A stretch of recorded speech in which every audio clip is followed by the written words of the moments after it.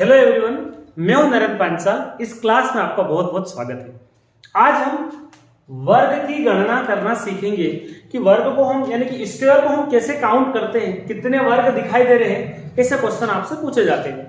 तो वर्ग का मतलब होता है कि ऐसी आकृति जो सब तरफ से बराबर हो, सभी भुजाएं आपस में बराबर माप की हो और प्रत्येक कोने पर 90 डिग्री का कोण बनता हो, उसको हम वर्ग कहते हैं, स्क्वायर कहते हैं। जो सब तरफ से क्या हो, बराबर हो, पासे के जैसी हो।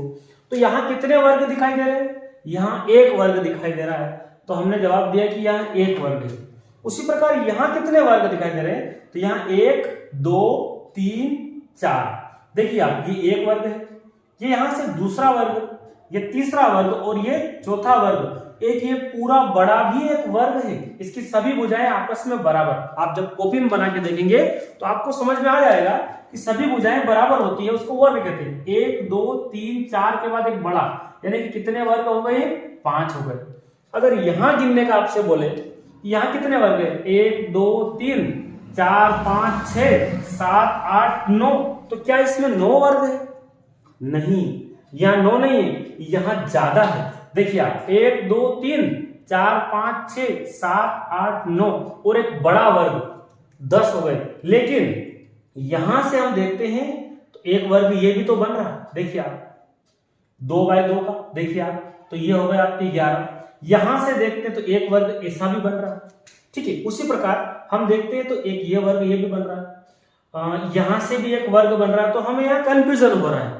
तो हम कैसे इस प्रकार के प्रश्न को हम हल करेंगे, एक साधारण तरीके से हम सीखते हैं। तो सबसे पहले आपको देखना है कि यहाँ पर 1 यहाँ 2, यूं देखेंगे तो 1 और 2, यहाँ क्या हो रहा है? 1 यहाँ 2 यहाँ 3, और यूं भी क्या हो रहा है? 1 2 3, यानी कि 1 2, इधर से भी 1 2, यहां से गिनेंगे 1 2 3, इधर से गिनेंगे 1 2 3, बराबर चल रहा है। यहां देख लेते हैं 1 2 3 4, इधर देखते हैं 1 2 3 4। तो ये वर्ग क्या हो रहा है कि सभी बराबर है। ये पहला टाइप है जिसमें क्या होता है कि रो और कॉलम दोनों बराबर है, n बाय n। जिधर है ना, इधर इतने भी, इधर यहाँ 3 है, यूं भी 3 है, यूं 4 है तो यूं भी 4 है।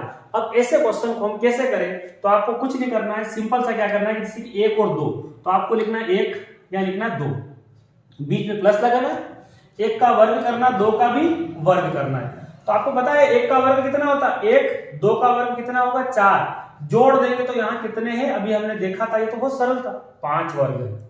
यहां देख लेते हैं 2 3, सबसे पहले इनमें प्लस लगा दो, 1 का वर्ग 2 का वर्ग 3 का वर्ग।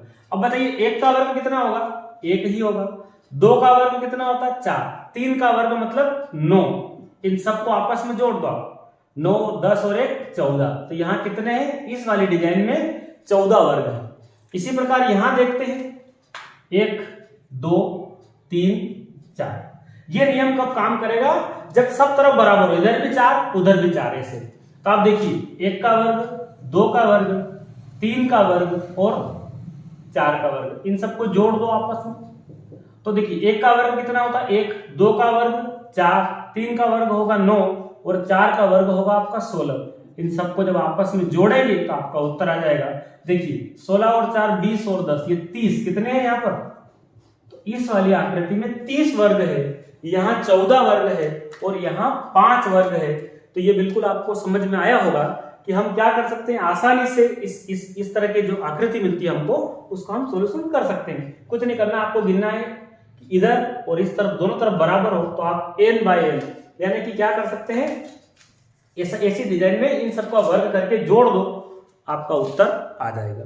इससे थोड़ा सा और आगे चलते हैं, किस प्रकार के क्वेश्चन और हमारे एग्जाम में आते रहते हैं। चलिए इससे हम थोड़ा आगे टाइप 2 को पढ़ते हैं।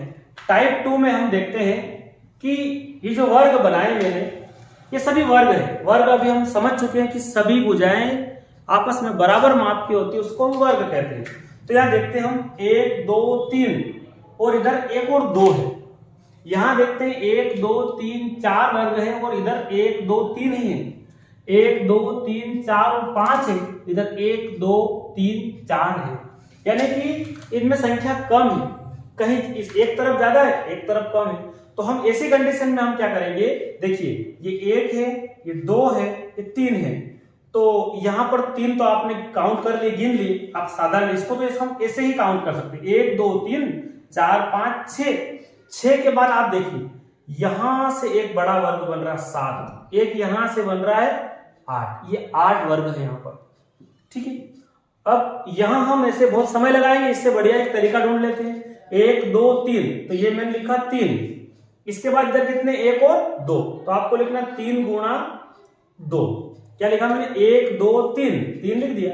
इधर से गिना तो 1 और 2, 3 गुणा 2 बराबर। फिर 3 से 1 कम करेंगे, 2 गुणा इस 2 में से 1 कम करेंगे, मतलब 1 तक आपको लाना। 3 दूनी कितना हो जाएगा 6, 2 एकम कितना हो जाएगा 2, यानी कि कुल कितने वर्ग है यहाँ पर, 8 वर्ग। उसी प्रकार यहाँ देखते हैं 1 2 3 4, ये मैंने लिखा 4 गुणा 1 2 3, 4 गुणा 3 बराबर। 4 से 1 कम कर दे 3, 3 में से 1 कम कर दे 2।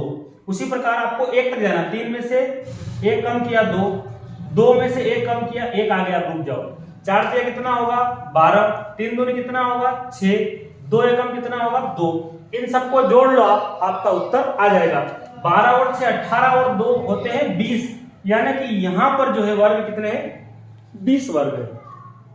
इसी प्रकार ये जो क्वेश्चन आपको दिख रहा है इसमें क्या है, 1 2 3 4 5, कितने हैं 5, और इधर कितने हैं 4 है।